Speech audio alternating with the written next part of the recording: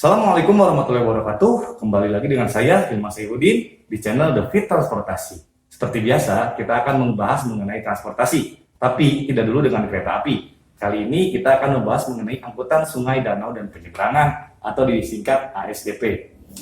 Kebetulan, kemarin ada kejadian, yaitu kapal feri terbalik di dermaga Feri Gipai, Kabupaten Sambas pada tanggal 20 Februari 2021, sekitar pukul 2 WIB. Yang mengangkut 72 orang penumpang dan 15 kru kapal yang bermuatan barang, yaitu 11 mobil truk bermuatan pasir dan batu giling, 1 mobil bengkel, 1 unit mobil pribadi, dan 40 sepeda motor. Dengan adanya kejadian ini, saya turut prihatin dan turut bersedih. Mudah-mudahan kedepannya tidak terjadi lagi kejadian seperti ini. Di sini saya akan membahas mengenai kronologi dan analisa awal penyebab kecelakaan tersebut. Tapi untuk penyebab aslinya, kita harus menunggu dari KNKT atau Komite Nasional Keselamatan Transportasi ataupun instansi lainnya seperti PT ASDP. Dan di sini juga saya tidak bermaksud untuk menyudutkan salah satu pihak ataupun instansi. Di sini saya hanya membahas mengenai kronologi awal dan analisa penyebab kecelakaan menurut saya pribadi melihat dari video amatir yang telah beredar di masyarakat. Oke, sekarang kita akan melihat bagaimana kondisi dari tenggelamnya kapal KMP Bili tersebut.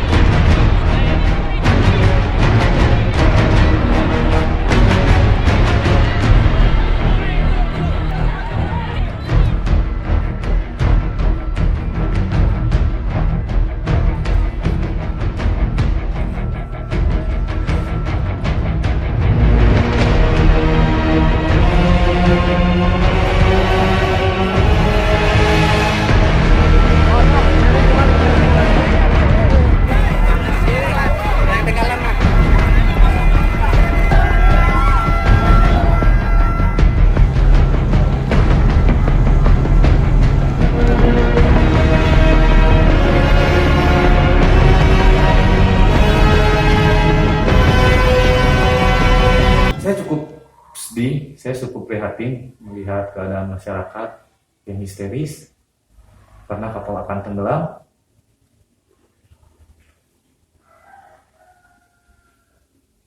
Orang-orang sibuk menyelamatkan dirinya masing-masing ataupun sanak keluarganya kan yang ada di sarana tersebut.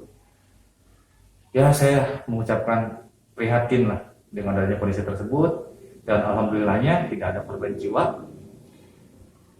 Hanya luka-luka dan dibawa ke fasilitas kesehatan setempat.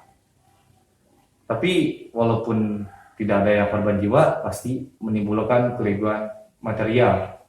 Dan mudah-mudahan adanya asuransi yang bisa membantu para korban.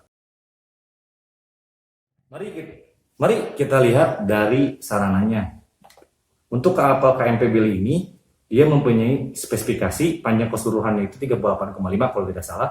Panjang antara garis tegaknya itu 33,5, lebarnya itu molded width-nya itu 10,5, tingginya itu 2,5, syarat airnya 1,8, untuk GT-nya, gross tonnage-nya 261.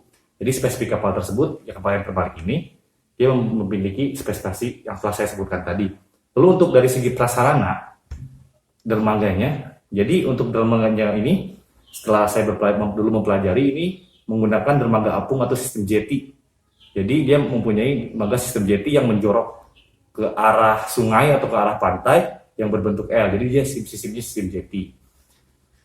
Oke, kita lihat bagaimana sih kronologinya ya.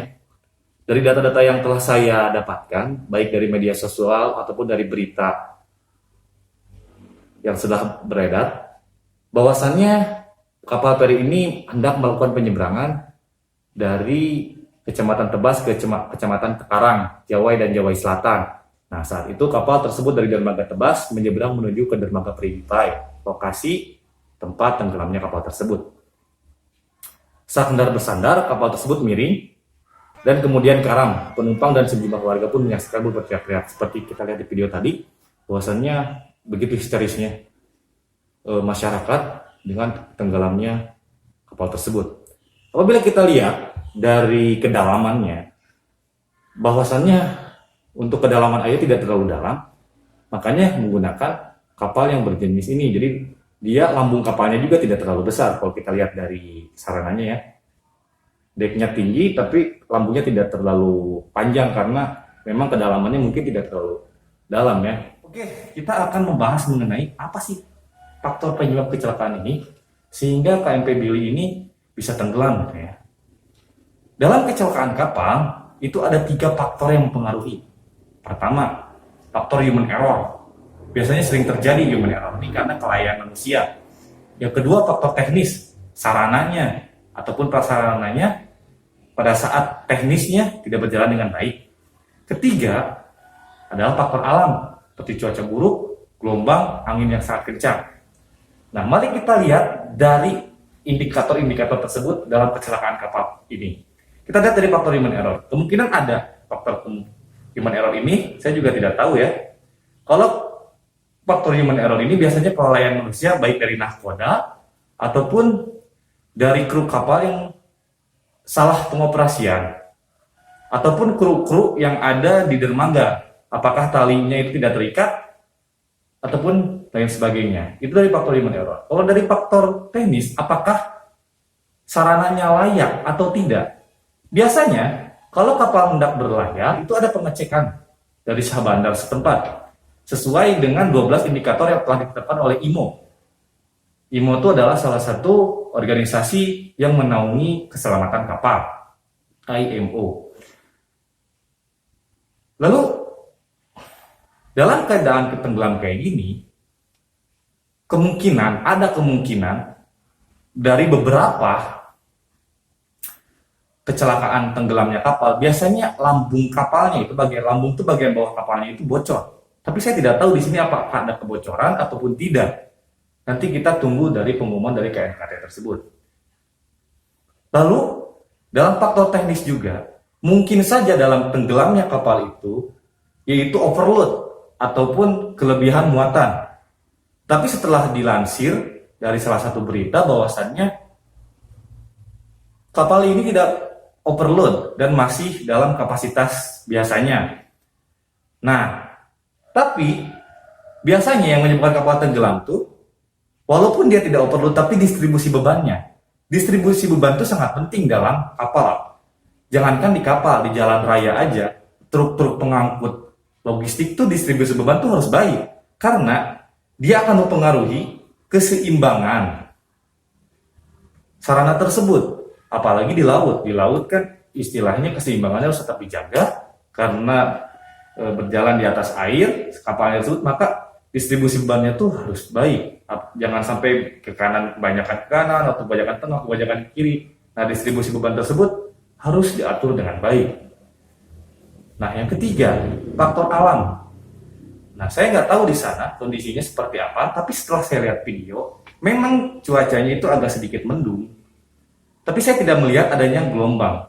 Walaupun angin kencang di sana, misalkan adanya angin kencang yang menyebabkan kapal terbalik, saya melihat orang-orang di sana tidak terasa terganggu dengan adanya angin tersebut, kalaupun ada angin gitu. Karena pada saat kapal terbalik, semua orang histeris, di situ kelihatan tidak ada angin yang terlalu besar kalau menurut saya. Tapi saya tidak tahu kondisi di lapangan seperti apa. Penyebab kapal tenggelam itu biasanya selain itu ada juga kapal yang menabrak sehingga kapalnya tenggelam, seperti Titanic kan. Dia menabrak gunung atau tumpukan es misalkan, atau menabrak karang ataupun menabrak dermaga sehingga dia tenggelam. Tapi kita lihat video di sini, ini tidak ada tabrakan. Jadi kapal itu sudah bersandar, tiba-tiba kapal tenggelam, miring ke sebelah kanan kapal. Nah, jadi kemungkinan apabila kapal tenggelam tuh biasanya adalah faktor human error-nya itu tidak adanya pengecekan. Yang kedua, kalau dari faktor teknisnya itu biasanya lambungnya bocor ataupun distribusi bebannya tidak berjalan dengan baik. Yang ketiga, faktor alam, mungkin saja di sana cuacanya sedang tidak baik. Mari kita tunggu bagaimana hasil dari Komite Nasional Transportasi dan PT ASDP mengenai penyebab kecelakaan tersebut. Tapi di sini saya menginginkan ini menjadi salah satu kejadian yang terakhir lah. Jangan sampai ada kecelakaan kapal yang lainnya. Karena bagi saya ini sangat memukul lah bagi kami insan transportasi, khususnya di transportasi darat. Ya sangat memukul bagi kami kalau ada kecelakaan tersebut, baik laut maupun darat maupun udara. Kalau ada kecelakaan kami merasa terpukul dengan adanya itu, karena seharusnya pemerintah kan memberikan servis pelayanan yang aman, nyaman, dan selamat. Jadi kalau adanya kecelakaan ini, ya tentu kan tidak selamat. Makanya saya terasa terpukul dengan adanya ini. Mudah-mudahan bisa menjadi lebih baik lagi ke depannya. Terima kasih.